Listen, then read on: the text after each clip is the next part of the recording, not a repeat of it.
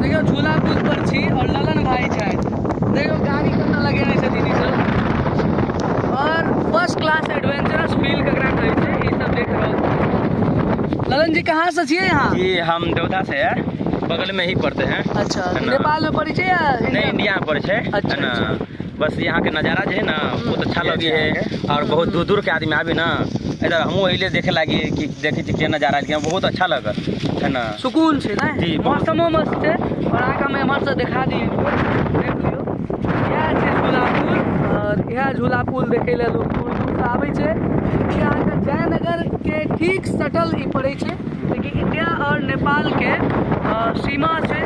हाँ, और इंडिया और नेपाल के दोस्ती के तौर पर अहाँ कह सकै छी ई एगो पुल छै। बड़ा सुंदर ई जगह छै, अहाँ देख लियो एक बार फेर से आके दिखा दी। मौसम एक नंबर, 1 किलोमीटर में छै, 1 किलोमीटर में एरिया के